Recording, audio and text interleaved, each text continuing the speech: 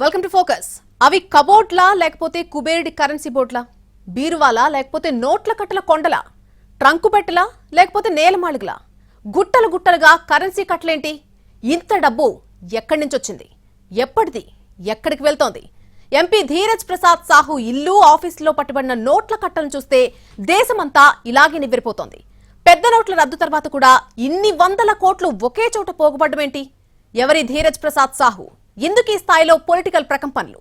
IT raids అనేవి common. 1 కోటి 10 కోట్లు, ఇంకా చెప్పాలంటే 20-30 కోట్లు కూడా పట్టుబడ్డం సాధారణం. కానీ స్వతంత్ర భారతావనిలో అతి భారీ స్థాయిలో లెక్కాపత్రం లేని డబ్బు ఐటీ కంటపడ్డం ఫస్ట్ టైం. లెక్క పెట్టడానికి చేతులు నొప్పి పుట్టేంత డబ్బు, మిషన్లు సైతం మొరాయించేంతగా డబ్బు, రోజుల తరబడి కౌంటింగ్ సాగేలా చేసిన డబ్బు. ఈ రేంజ్ లో ఒక్క చోట ధనం ఎలా పోగైంది? ధీరజ్ ప్రసాద్ మనీ వెనక మ్యాటర్ ఏంటి? గుట్టలు గుట్టలుగా కరెన్సీ నోట్లు, లెక్క పెట్టడానికి చేతులు నొప్పి పెట్టేంతగా డబ్బుల కట్టలు, ఎంతమంది సిబ్బంది వచ్చినా లెక్క పెట్టలేనంత ధనం, 40 కౌంటింగ్ మెషీన్లొచ్చినా తరగని క్యాష్, 5 రోజులు చెమటోడిస్తేనే గాని తేలని సంపద. నిజంగా ఇది నిజం. దేశ చరిత్రలోనే అతిపెద్ద ఐటీ రైడ్. దేశానికి స్వాతంత్రం వచ్చిన తర్వాత ఈ స్థాయిలో పట్టుబడిన నల్లధనం ఇదే. ఆదాయ పన్ను శాఖ అధికారులే నోట్ల గుట్టలను చూసి నోరెళ్లబెట్టారు. 5 రోజులుగా డబ్బులను లెక్కబెడుతున్నారంటూ దేశ ప్రజలంతా నివ్వెరపోయి చూశారు. బీజేపీ, కాంగ్రెస్ నేతలు పరస్పర విమర్శలు, ఆరోపణలతో నోట్ల కట్టలపై మాటల తూటాలు సంధించుకుంటున్నారు. Odisha IT raids sensation create చేస్తున్నాయి.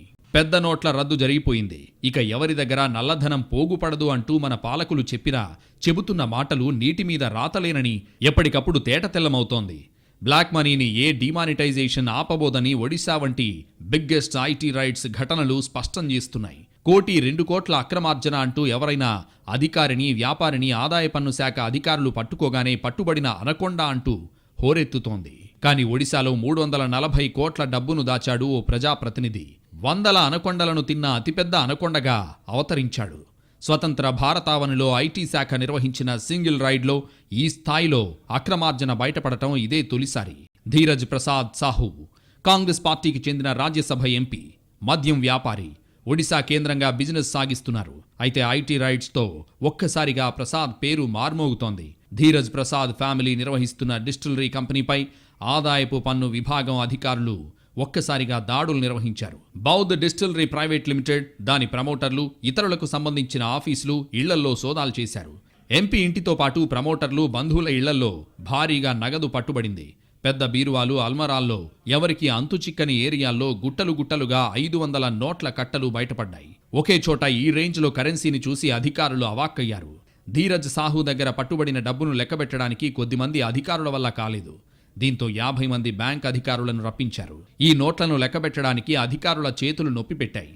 దీంతో ఏకంగా 40 కౌంటింగ్ మెషీన్లను తీసుకొచ్చారు. లెక్కబెట్టే క్రమంలో వీటిలో చాలా మెషీన్లు పాడయ్యాయి. పట్టుబడిన డబ్బును లెక్కించేందుకు ఆదాయ పన్ను శాఖ వివిధ బ్యాంకుల నుంచి దాదాపు 50 మందితో కూడిన 9 బృందాలు షిఫ్ట్ల వారీగా 24/7 పనిచేశాయి. సెక్యూరిటీ సిబ్బంది, డ్రైవర్లు, ఇతర సిబ్బందితో సహా 200 మంది అధికారులతో కూడిన మరో బృందం 10 అల్మరాల్లో పెద్ద ఎత్తున డబ్బు గుర్తించింది. వివిధ బ్యాంకు శాఖల్లో నగదును డిపాజిట్ చేసేందుకు దాదాపు 200 బ్యాగ్లు, ట్రంకు పెట్టెలను వినియోగించినట్లు అధికారులు తెలిపారు. బాలంగిర్, టిట్లగఢ్, సంబాల్పూర్లోని కంపెనీల్లో పోగుపడిన డబ్బును 5 రోజుల పాటు లెక్కబెట్టారు. మొత్తం 176 బ్యాగుల్లోని క్యాష్ను కౌంట్ చేశారు. అతి కష్టం మీద లెక్క పూర్తి చేశారు. మొత్తం 340 కోట్ల రూపాయలుగా తేల్చారు. ఐటీ శాఖ అధికారుల రైడ్స్ హిస్టరీలో ఇదే బిగ్గెస్ట్ అమౌంట్. మద్యం వ్యాపారం ద్వారా పొందిన దాంట్లో లెక్కల్లో చూపని ఆదాయంగా ఐటీ అధికారులు ఓ నిర్ధారణకొచ్చారు. ఆదాయపు పన్ను శాఖ ఎన్నో సంస్థలపై దాడులు చేసింది, ఎంతో మంది ఆదాయాలను తేల్చింది. కానీ ఈ స్థాయిలో మాత్రం ఎప్పుడూ చూడలేదంటోంది. కాంగ్రెస్ ఎంపీ ధీరజ్ ప్రసాద్ ఇంట్లో పట్టుబడిన డబ్బు రాజకీయంగానూ ప్రకంపనలు రేపుతోంది. కాంగ్రెస్ను టార్గెట్ చేస్తూ బీజేపీ పెద్ద ఎత్తున విమర్శలు చేస్తోంది. ఈ డబ్బంతా ఎక్కడిదో చెప్పాలంటూ ప్రశ్నిస్తోంది.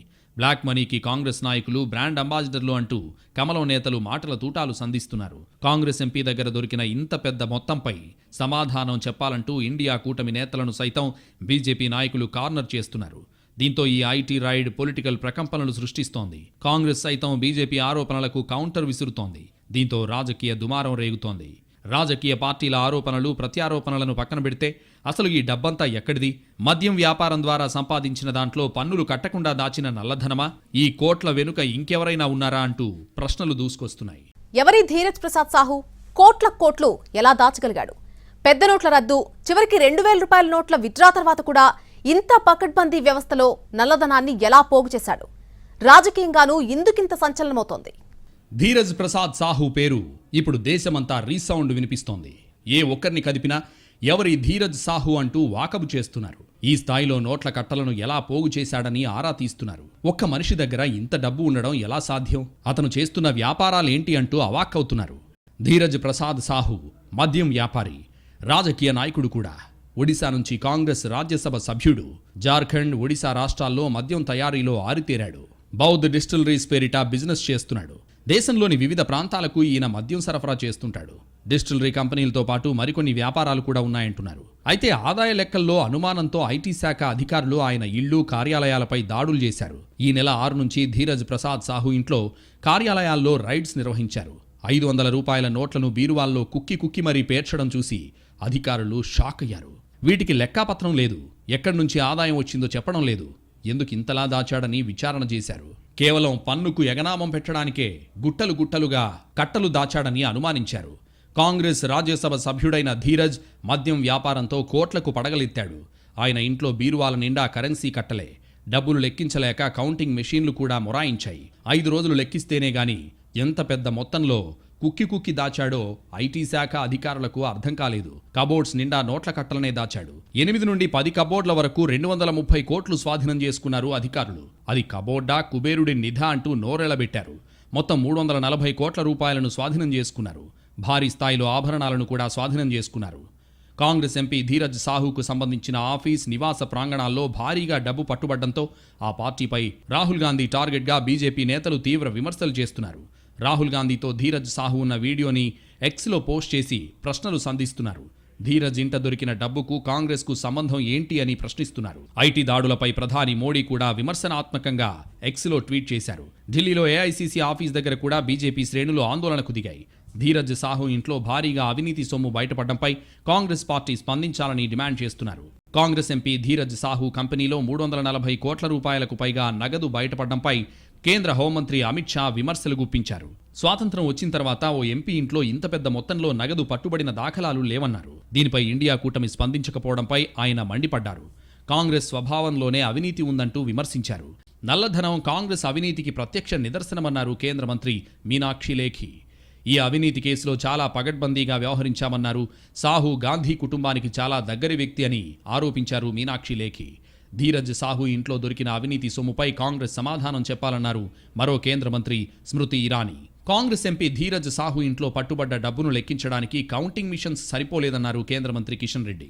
మిషన్స్ వేడెక్కి పాడైపోయాయని వ్యాఖ్యానించారు. కాంగ్రెస్ పాలనలో ఎంత అవినీతి జరిగిందో దీన్ని బట్టే అర్థమవుతుందన్నారు కిషన్ రెడ్డి. కాంగ్రెస్ ఎంపీ ధీరజ్ సాహు ప్రజల్ని మోసం చేసి డబ్బులు సంపాదించారన్నారు ఏపీ బీజేపీ రాష్ట్ర అధ్యక్షురాలు పురంధేశ్వరి. అవినీతి పరులంతా ఇండియా కూటమిలోనే ఉన్నారని వ్యాఖ్యానించారు. ఏదైతే డబ్బు ఇవాళ ఆ ధీరజ్ సాహు అనేటువంటి పార్లమెంట్ సభ్యుని ఇంట్లో దొరికిందో అదంతా కూడా నల్లధనం, అంటే ప్రజల్ని మోసం చేసి గడించినటువంటి సొమ్ముగా మనం అందరం కూడా గమనించాలి. ఆయన కాంగ్రెస్ పార్టీ తరఫున రాజ్యసభ సభ్యుడిగా ఉన్నటువంటి నేపథ్యం. అయితే ఆయన ఒడిశాలో అక్కడ మద్యం తయారీ చేస్తూ వివిధ రాష్ట్రాలకు ఆ మద్యాన్ని సరఫరా చేస్తూ ఈ డబ్బంతా కూడా గడించాడు అని చెప్పి మనకి తెలియవచ్చినటువంటి విషయం. ఆ ఇండి అలయన్స్ లో ఉన్నటువంటి పార్టీలన్నీ కూడా అవినీతిలో కూరుకుపోయి ఉన్నాయి అనేటువంటి విషయాన్ని ప్రజలందరూ కూడా ఇక్కడ గమనించాలి అని చెప్పి నేను మీకు తెలియజేస్తున్నటువంటి విషయం. ఇవాళ చూసినట్లయితే బెంగళూరులో ఉన్నటువంటి ఒక కాంగ్రెస్ నాయకుడి ఇంట్లో 42 కోట్ల రూపాయలు నగదుని అక్కడ ఐటీ రేట్ జరిగినటువంటి సందర్భంలో పట్టుకోవడం జరిగింది. అయితే ధీరజ్ సాహు ఒక వ్యాపారవేత్తని, అతని ఇంట్లో పట్టుబడ్డ సొమ్ముకు కాంగ్రెస్ కు సంబంధం లేదని ఆ పార్టీ నేతలు కొట్టిపారేస్తున్నారు. తమ పార్టీకి అంటకట్టడం బీజేపీకి అలవాటైందని కౌంటర్ ఇచ్చారు మాణిక్యం ఠాకూర్. ధీరజ్ ప్రసాద్ సాహు నల్లధనం చుట్టూ రాజకీయం సెగలు కక్కుతోంది. ఎక్కడిది డబ్బు, ఎక్కడికి తరలించాలని పోగు చేశారంటూ ఆరోపణలు వెల్లువెత్తాయి. ఈ స్థాయిలో ఒకే చోట 100 కోట్ల నగదు పేర్చుకుంటున్న వ్యవస్థలు ఇంత ఆలస్యంగా స్పందించడమేంటన్న ప్రశ్నలు కూడా ఉదయిస్తున్నాయి. విదేశాలకు రెక్కలు కట్టుకుని వాలిపోతున్నది మాత్రమే నల్లధనం కాదు, స్వదేశంలోని నేలమాళిగల్లో కూడా బ్లాక్ మనీ మూలుగుతోంది. ఐటీ రైట్స్ లో ధీరజ్ ప్రసాద్ సాహు ఇంట్లో దొరికింది అతిపెద్ద అమౌంటే కావచ్చు, కానీ అంతకు మించి రహస్యంగా దేశంలో నల్లధనం దాగుంది. స్వదేశంలోని బ్లాక్ మనీకి అడ్డుకట్టపడేదెప్పుడు? ధీరజ్ సాహు దగ్గర పోగుబడిన డబ్బు వెనుక ఉన్నటువంటి కోణమేంటి? పనామా పేపర్స్, వికీలీక్స్, పండోరా పేపర్స్తో పాటు అనేక దేశీయ, విదేశీయ ఆర్థిక సంస్థలు, స్విస్ బ్యాంకుల్లో దాగిన భారతీయ కుబేరుల నల్లధనం లెక్కలు కొంతమేరకొచ్చాయి. కానీ వాటిపై ఇప్పటివరకు అతీగతి లేదు. స్విట్జర్లాండ్, కేంద్రం మధ్య ఒప్పందాలు కుదిరినా ఇప్పటివరకు స్విస్ బ్యాంకుల్లో డబ్బు దాచిన పేర్లు మాత్రం బహిర్గతం చేయలేదు. స్వాతంత్రం వచ్చినప్పటి నుంచి దేశం ఎంతో పురోగమించినా బ్లాక్ మనీ మాత్రం గుదిబండగా మారింది. అవినీతి, పన్నుల ఎగవేత, గుప్తధన అక్రమ చలామణి, నేర కార్యకలాపాలు, దొంగ రవాణా ద్వారా నల్లధనం పుట్టుకొస్తోంది.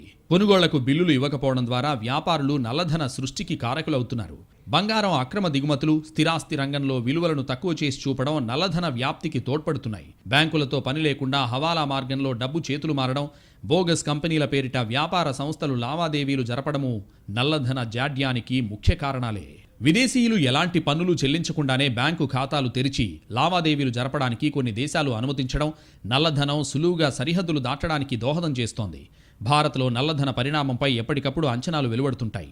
1956లో ఇది భారత జీడీపీలో 4.5% కేంబ్రిడ్జ్ విశ్వవిద్యాలయం లెక్కేసింది.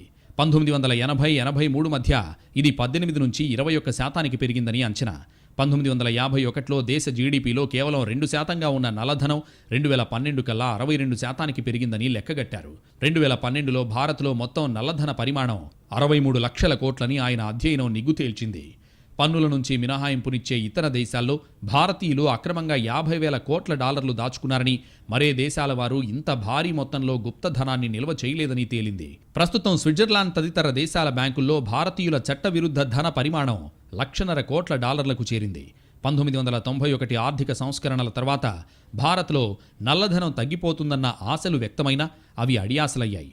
రాజకీయ పెద్దల అనుగ్రహంతో ఆశ్రిత పెట్టుబడిదారీ విధానం విజృంభించి నల్లధనం వటవృక్షంలా విస్తరించింది. సంస్కరణల తర్వాత స్టాక్ మార్కెట్ కుంభకోణాలు, బ్యాంకు మోసాలు పేట్రేగాయి. అయితే విదేశంలోనే కాదు స్వదేశంలోనూ అంతకు మించిన నల్లధనం పోగైందని అనేక నివేదికలు చెబుతున్నాయి. ఇంటర్నేషనల్ మానిటరింగ్ ఫండ్ లెక్కల ప్రకారం భారత్లో కొందరు కుబేరులు రహస్యంగా దాచుకున్న నల్లధనం విలువ జీడీపీలో 50%తో సమానం. అలాగే సిబిఐ అంచనాల ప్రకారం సుమారు 28 లక్షల కోట్ల బ్లాక్ మనీ భారత్లోని నేలమాలిగల్లో మూలుగుతోంది. వరల్డ్ బ్యాంక్ ఎస్టిమేషన్ అయితే జీడీపీలో 20%. తాజాగా ఒక్క ధీరజ్ ప్రసాద్ సాహు దగ్గరే 340 కోట్ల బ్లాక్ మనీ ఉందంటేనే మన దేశంలో ఏ రేంజ్లో లెక్కాపత్రం లేని డబ్బు దాగుందో అర్థం చేసుకోవచ్చు. ఈ స్థాయిలో పన్నులు కట్టకుండా నల్లధనం దాచుకుంటే దేశం ఎప్పుడు ముందడుగు వేస్తుందని ఆర్థికవేత్తలు ఆందోళన వ్యక్తం చేస్తున్నారు. బ్లాక్ మనీని వైట్ చేసుకోవడానికి భారత ప్రభుత్వం కూడా ఎన్నో అవకాశాలిచ్చింది. కానీ చాలామంది అలాగే దాచేస్తున్నారు తప్ప ముందుకు రాలేదు. పెద్ద నోట్లు రద్దు చేసినా బ్లాక్ మనీ బయటకు రాలేదంటే ఎంత పగడ్బందీగా ఆ డబ్బును స్థిరాస్తి, బంగారం వంటి వాటికి మళ్లించారో అర్థం చేసుకోవచ్చు. పెద్ద నోట్ల రద్దు, తాజాగా 2000 నోట్ల ఉపసంహరణ తర్వాత కూడా ధీరజ్ ప్రసాద్ సాహు వంటి వారి దగ్గర 340 కోట్ల నోట్ల కట్టలు దొరికాయంటే వ్యవస్థల మొద్దు నిద్ర అర్థమవుతోంది. అంతేకాదు ధీరజ్ ప్రసాద్ సాహు దగ్గర 100 కోట్ల నల్లధనం ఎందుకుందన్న ప్రశ్నకు అనేక సమాధానాలు చక్కర్లు కొడుతున్నాయి. వచ్చే ఏడాది లోక్సభ ఎన్నికలతో పాటు ఒడిశా అసెంబ్లీ ఎన్నికలు కూడా జరుగుతాయి. ఈ ఎలక్షన్స్లో ఓటర్లకు పంచిపెట్టేందుకు ధీరజ్ సాహు దగ్గర ఈ స్థాయిలో డబ్బు పోగైందంటూ బీజేపీ నేతలు ఆరోపిస్తున్నారు.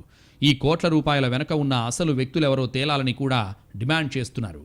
మద్యం వ్యాపారి ఎంపీ ధీరజ్ సాహు దగ్గర దొరికిన మనీపై ఈడీ కూడా రంగంలోకి దిగేందుకు సిద్ధమవుతోంది. ఈ డబ్బు ఎక్కడిది, ఇందులో లెక్కతేలని మొత్తమెంతో ఒక కన్క్లూజన్కి వచ్చాక సీన్లోకి ఎంటర్ అవ్వాలని భావిస్తోంది. 340 కోట్ల వెనుక హవాలా మనీ దాగుందా, విదేశాల నుంచి అక్రమ పద్ధతుల్లో వచ్చిందా, సూట్ కేస్ కంపెనీల ద్వారా పోగు చేశారా వంటి ప్రశ్నలకు సమాధానాలు రాబట్టాలని భావిస్తోంది ఈడీ. మొత్తానికి ఎన్ఫోర్స్మెంట్ డైరెక్టరేట్ ఎంట్రీ ఇస్తే కేసు మరో మలుపు తిరిగే అవకాశం ఉంది. కట్టల గుట్టల వెనుక వ్యక్తులెవరో, ఈ ధనం అసలు లక్ష్యమేంటో వంటి కోణాలు వెలుగులోకి రానున్నాయి.